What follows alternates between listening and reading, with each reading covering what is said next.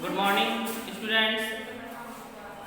हम आपको पढ़ा रहे थे हार्ट, जिसमें हमने पिछली क्लास में आपको हृदय तथा हृदय की आंतरिक संरचना व हृदय की बाह्य संरचना के बारे में बताया था तथा हृदय किस प्रकार से कार्य करता है तथा हृदय किस लिए उपयोगी है और ये हमारे शरीर के लिए क्या कार्य करता है। हमने बताया था कि हृदय की गति जो होती है निरंतर चलती रहती है, ये कभी बंद नहीं होता। तो आज हृदय की कार्यकी है, जो टॉपिक है आज हमारा हृदय की कार्यकी, यानी कि फिजियोलॉजी ऑफ हार्ट, यानी कि हृदय किस प्रकार से कार्य करता है, इसके बारे में आज हम लोग जानेंगे। तो सबसे पहले लिखेंगे मानव हृदय जीवन पर्यंत, मानव हृदय जीवन पर्यंत, मानव हृदय जीवन पर्यंत रुधिर के परिसंचरण में, मानव हृदय जीवन पर्यंत रुधिर के परिसंचरण में एक पंपिंग स्टेशन की भांति, एक पंपिंग स्टेशन की भांति कार्य करता है। तो आप सभी जानते हैं कि किस तरीके से पंपिंग स्टेशन जैसे कार्य करता है, इधर जाना उधर से ले आना, इधर से जाना उधर से ले आना, वही कार्य ये कर रहा है आपका हृदय भी। तो मानव हृदय जीवन पर्यंत यानी कि पूरे जीवन, जब तक मनुष्य जीवित रहता है तो जीवन पर्यंत रुधिर के परिसंचरण में एक पंपिंग स्टेशन की भांति कार्य करता है। पंपिंग के दौरान, यानी कि जब पंपिंग होती है तो पंपिंग के दौरान महाशिराएं, महाशिराओं, पंपिंग के दौरान महाशिराओं एवं फुफ्फुसीय शिराओं द्वारा, महाशिराओं एवं फुफ्फुसीय शिराओं द्वारा रुधिर, फुफ्फुसीय शिराओं द्वारा रुधिर हृदय में लाया जाता है। महाशिराओं एवं फुफ्फुसीय शिराओं द्वारा रुधिर हृदय में लाया जाता है एवं इस रुधिर को, एवं इस रुधिर को बलपूर्वक, एवं इस रुधिर को बलपूर्वक महाधमनियों में धकेला जाता है, बलपूर्वक महाधमनियों में धकेला जाता है। यानी कि पूरे शरीर से होते हुए जब वह कहाँ पर आ गया, हृदय में, और हृदय को फिर हृदय में अब फिर जरूरत है तो उसे फिर भेज दिया गया कहाँ पर, पूरे शरीर में महाधमनी में धकेला जाता है। मनुष्य के हृदय में रुधिर के बहाव को, मनुष्य के हृदय में रुधिर के बहाव की यह क्रिया होती है, यह क्रिया, यह क्रिया हृदय की पंपिंग, यह क्रिया हृदय की पंपिंग अलिंद व निलय के, पंपिंग अलिंद व निलय के क्रमबद्ध फैलने और सिकुड़ने, क्रमबद्ध फैलने और सिकुड़ने के कारण होती है। ये आप जानते हैं कि हृदय इस तरीके से पहले क्या करता है, सिकुड़ता है। जैसे ही सिकुड़ता है तो जो रक्त होता है वह खींच के कहाँ आ जाता है, हृदय में भर जाता है, और जब ये फैलता है तो फिर रक्त नीचे की धमनियों से होते हुए फिर पूरी बॉडी में चला जाता है। जैसे आपने देखा होगा कि ड्रॉपर लेते हैं और ड्रॉपर को हम जैसे पानी या किसी चीज में डालते हैं, ऊपर से जैसे हम दबाते हैं तो नीचे की कितनी पानी या कोई भी पदार्थ होता है उसे वो सोख लेता है। इसी प्रकार से धमनी भी हमारी इस तरीके से कार्य करती है। जैसे ही हृदय सिकुड़ता है वह क्या है, रक्त को खींच लेता है, और जैसे ही ये फूलता है रक्त सब बहकर हमारे शरीर में पहुंच जाता है। तो ये कार्य क्या करता है, निलय के क्रमबद्ध फैलने और सिकुड़ने के कारण होता है। हृदय के सिकुड़ने को प्राकुंचन, हृदय के सिकुड़ने को प्राकुंचन या संकुचन कहते हैं। हृदय के सिकुड़ने को प्राकुंचन या संकुचन कहते हैं, संकुचन कहते हैं। हृदय के फैलने को अनुशीतलन कहते हैं तथा हृदय के फैलने को अनुशीतलन कहते हैं। देखिए ये दोनों चीजें याद रखना बहुत जरूरी है। कभी कभी एक नंबर का प्रश्न आ जाता है, उसमें पूछा जाता है कि हृदय के सिकुड़ने की क्रिया क्या कहलाती है, तो वह प्राकुंचन कहलाती है। चार आपके ऑप्शन होंगे तो उसमें प्राकुंचन लिखा होगा, वही आपका सही होगा। ये पूछ दिया जाए कि हृदय की फैलने की क्रिया क्या कहलाती है, तो अनुशीतलन। तो ये अनुशीतलन कहते हैं। अनुशीतलन माने उसने अपनी क्रिया को फैला दिया। कभी कभी यही ऑप्शन गलत हो जाता है, उसमें लिखा होगा फैलने की क्रिया को फैलाव कहते हैं, या कुछ बहुत से बच्चे गलत करते हैं। तो ये आप ऑप्शन पे नीचे अंडरलाइन भी कर लें, उसी नीचे दोनों में, जिससे आपको हमेशा याद रहेगा कि फैलने की क्रिया को अनुशीतलन तथा सिकुड़ने की क्रिया को प्राकुंचन एवं संकुचन कहते हैं। फिर अगली लाइन से लिखेंगे हृदय के संकुचन व अनुशीतलन को हृदय स्पंदन कहते हैं। अब पूरी क्रिया को क्या कह रहे हैं, हृदय स्पंदन। तो ऐसे भी लिख सकते हैं कि हृदय के सिकुड़ने एवं फैलने को हृदय स्पंदन कहते हैं। हृदय के सिकुड़ने एवं फैलने को हृदय स्पंदन कहते हैं। लिखेंगे हृदय में हृदय परिसंचरण की खोज। अब देखिए सबसे बड़ी बात तो ये साबित होती है कि ये बताया किसने। कभी कभी कोई प्रश्न हो जाए कि ये बताया किसने, आप कैसे कह सकते हो कि ये धमनी यहाँ लिए जा रही है, सिरा यहाँ लिए जा रही है। तो ये हमारे वैज्ञानिक हैं जो विलियम हार्वे, उन्होंने ये बताया था। तो हृदय में हृदय परिसंचरण की खोज लिखेंगे, हृदय में हृदय परिसंचरण की खोज विलियम हार्वे ने 1628 में की थी। विलियम हार्वे ने 1628 में की थी। विलियम हार्वे ने 1628 में की थी, यानी कि 1628 में। तो ये था आपका हृदय स्पंदन, यानी कि हृदय की कार्य की, यानी कि किस प्रकार से ये कार्य कर रही है। हेडिंग डालेंगे हृदय। अब समझ लीजिए, हेडिंग ना डालिए, लिखें जैसे हृदय स्पंदन की उत्पत्ति, यानी कि हृदय स्पंदन की उत्पत्ति कैसे हुई, हृदय स्पंदन कैसे करता है, क्या करता है, सिकुड़ना फैलना, कितने बार स्पंद कर जाता है, 1 मिनट में 72 बार ये धड़क जाता है। लेकिन जब व्यक्ति सोता है, जब वह कार्य कर रहा है तब तो धड़क, लेकिन जब सोता है तो इसकी गति थोड़ी सी कम हो जाती है। कैसे, यानी कि ये सिर्फ 55 बार ही धड़कता है।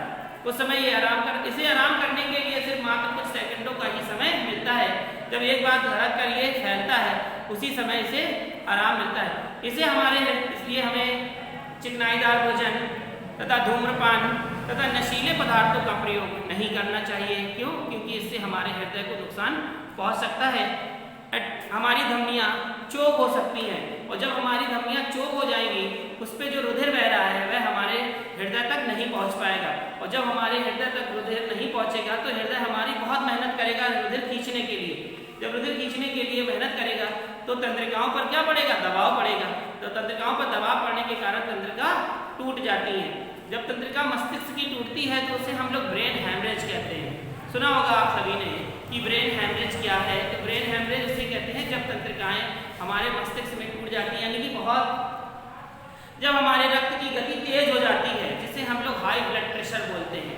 जब हमारे रक्त की गति बहुत अधिक तेज होती है और तेजी से हमारे रक्त में बहता है तो कुछ धमनियाँ फट जाती हैं, जिनकी मस्तिष्क की धमनियाँ बहुत पतली होती हैं, फट जाती हैं, जिसके कारण इसे हम ब्रेन हैमरेज कहते हैं। इसी कारण सर्दियों में अटैक पड़ने की संभावना ज़्यादा होती है, जिसे तुम्हारा था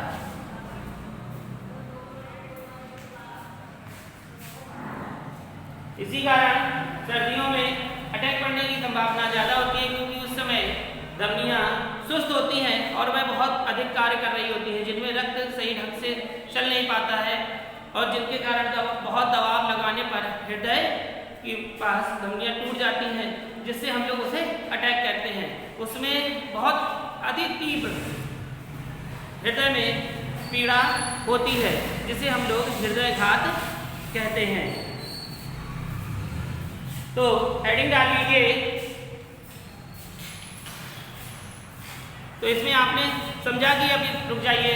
हृदय स्पंदन की उत्पत्ति तो स्तनियों में हृदय पेशीजनक होता है, यानी कि स्पंदन की उत्पत्ति विशेष समूह द्वारा होती है और विभिन्न कक्षों आवेगों का संवहन करते हैं, और जिसे गति चालक या पेसमेकर कहते हैं।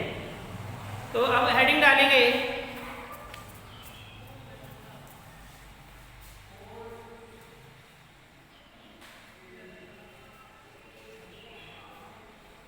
रक्तदाब। हेडिंग डालिए रक्तदाब।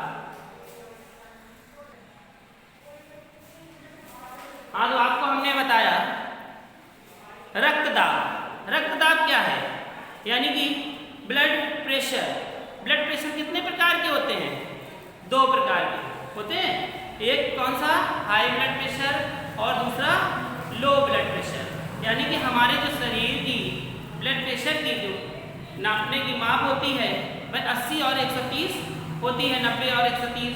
अगर 90 के नीचे आता है तो हमारा ब्लड प्रेशर लो हो जाता है, जिससे यह पता चलता है कि जो हमारे शरीर में रुधिर बह रहा है वह बहुत धीमी गति से बह रहा है।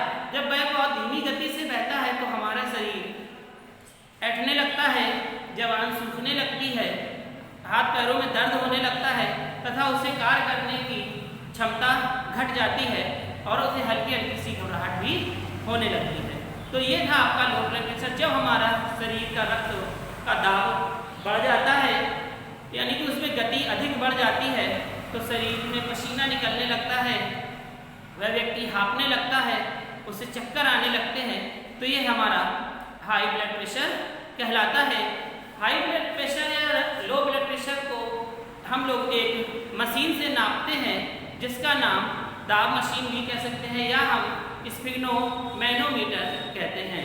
तो इस मशीन को हम कहते हैं रुधिर दाब मशीन या स्फिग्नोमैनोमीटर। आप सभी जानते होंगे या हॉस्पिटलों में आप गए होंगे तो आपने देखा होगा कि जो वहाँ पर उपचारिका होती है वह जिसका रुधिर नापना होता है उसके हाथ में एक पट्टा सा लपेट देती है और अपने पास से उसे पंप क्रिया करती है।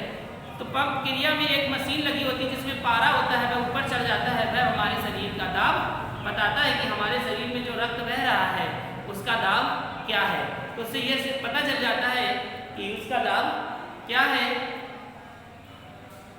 तो आपने लिखा, तो इसे हम किससे नापते हैं? स्फिग्नोमैनोमीटर से।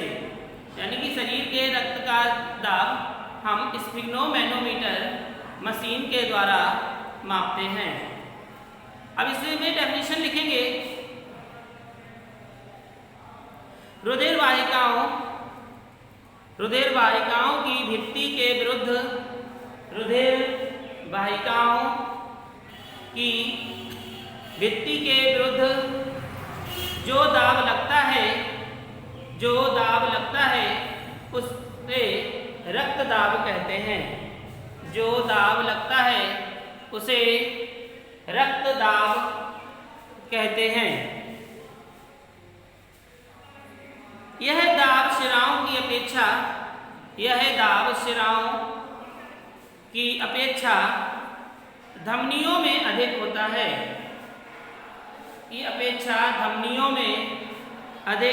है।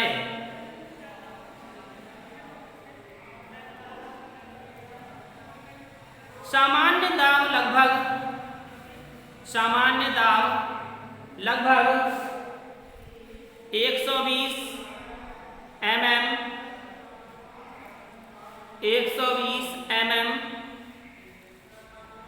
यानी कि प्रकुंचन की क्रिया का मतलब सुकड़ने की क्रिया में कितना? 120 mm तथा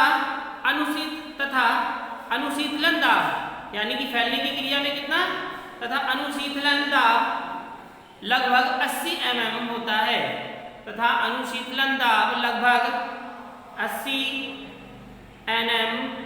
होता है। mm का मतलब क्या है? पारा। ठीक है, mm का मतलब यहाँ पर मिलीमीटर से नहीं है, mm का मतलब यहाँ पर पारे से है। mm होता है। शरीर का रक्तदाब हम लोग शरीर का रक्तदाब उपचारिका स्फिग्नोमैनोमीटर यंत्र से नापती है। शरीर का दाब उपचारिका स्फिग्नोमैनोमीटर यंत्र से नापती है।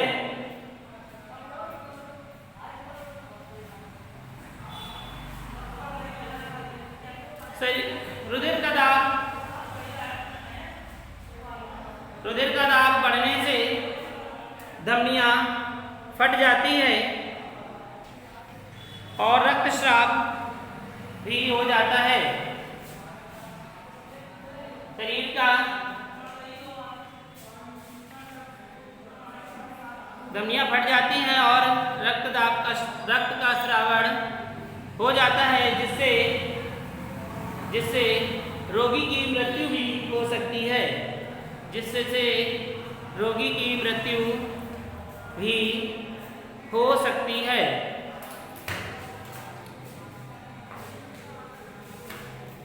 तो यह था आपका रक्त दाब।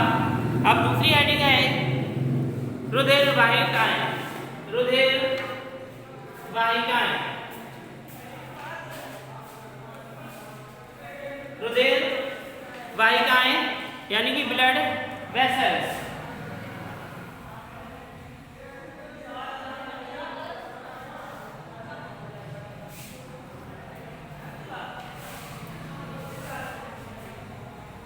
रुधिर वाहिकाएं, ब्लड वेसल्स यानी कि ब्लड वेसल्स क्या है, इसे हम आपको कल पढ़ाएंगे। ठीक है,